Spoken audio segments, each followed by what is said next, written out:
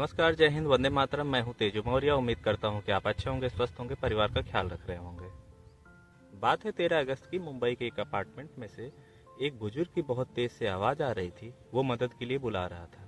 सुबह के 7 बज रहे थे। पड़ोसी जब ये सुनते हैं तो बुजुर्ग के घर पहुंचते हैं तो देखते हैं बुजुर्ग के घर के बाहर दरवाज़ा बंद था।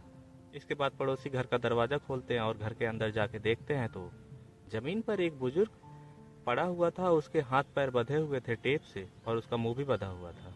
इसके बाद पड़ोसी उस बुजुर्ग का हाथ पैर और मुंह खोलते हैं। इसके बाद बुजुर्ग दूसरे कमरे में भागता है और वहां पर अपनी पत्नी के हाथ पैर और मुंह को खोलता है। वो भी बंधी हुई थी। साथ ही वो बुजुर्ग देखता है उसकी पत्नी की हालत खराब है, वो बेहोश पड़ी हुई है। इसके बाद पड़ोसी उन्हें अस्पताल ले जाते हैं और साथ ही पुलिस को कॉल कर देते हैं।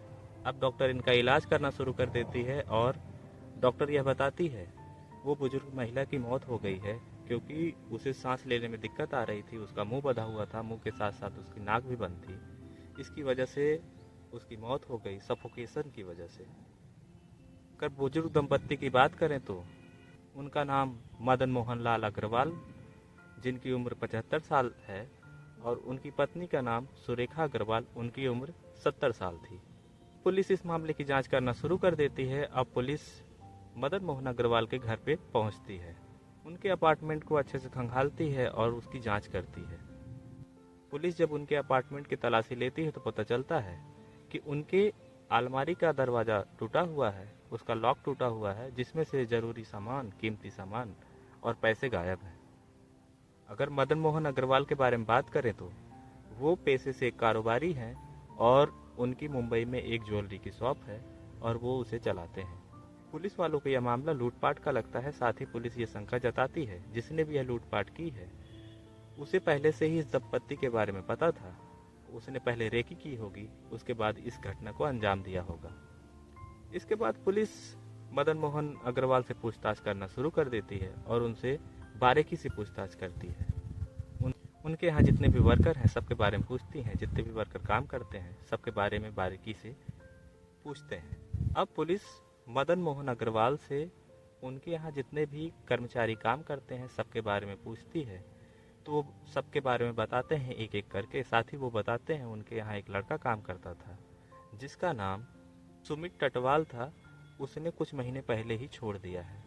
पुलिस जब सुमित टटवाल के बारे में पूछती तो बताते हैं कि हम मूलतः राजस्थान के रहने वाले हैं और सुमित टटवाल सुरेखा के मायके के पास का रहने वाला था, जिसकी वजह से हमने उसे नौकरी दे दी थी। लेकिन वो कुछ महीने पहले छोड़ के चला गया, लेकिन उसने कोई लड़ाई नहीं की थी, वो आराम से छोड़ के गया था। अब पुलिस उस अपार्टमेंट के जितने सीसीटीवी कैमरे हैं सबको खंगालने का सोचती है। पुलिस वालों को लगता है जिसने भी यह घटना को अंजाम दिया है उसने पहले यहाँ पर रेकी की होगी, इसके बाद इस घटना को अंजाम दिया होगा।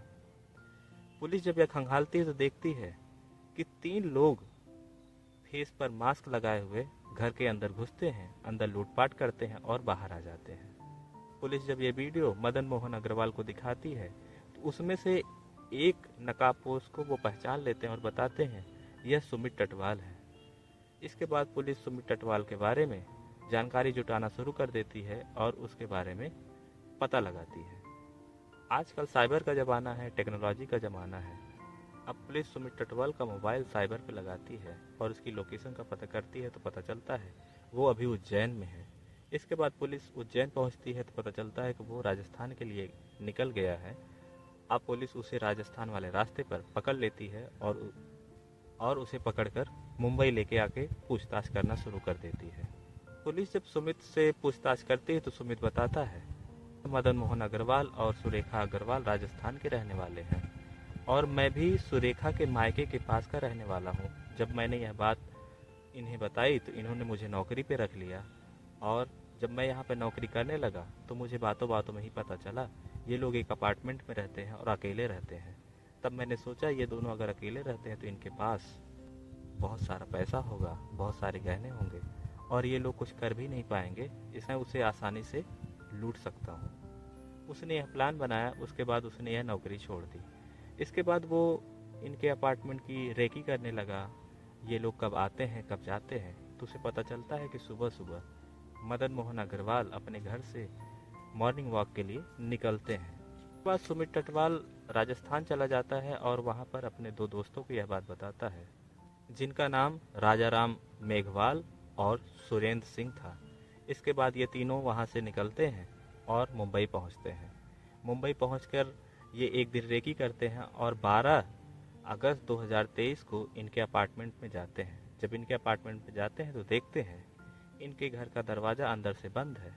तो इन्हें पता चलता है कि मदन मोहन अग्रवाल मॉर्निंग वॉक के लिए निकल चुके हैं।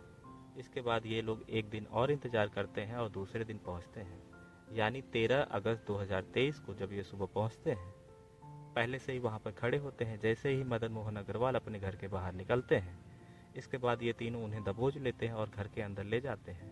इसके बाद उनका हाथ पैर मुंह बांध देते हैं, साथ ही साथ उनकी पत्नी के भी हाथ पैर और मुंह को बांध देते हैं।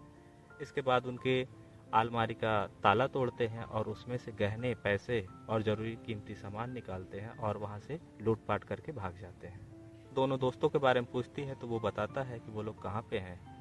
उसकी निशानदेही पर पुलिस उन दोनों को भी पकड़ लेती है और वो अपने हिरासत में ले लेती है, और साथ ही साथ पुलिस इनके खिलाफ कई धाराओं मुकदमा दर्ज करती है और इन्हें जेल भेज देती है। बाकी आपको मिलते हैं किसी नए वीडियो के साथ। तब तक के लिए नमस्कार, जय हिंद, वंदे मातरम।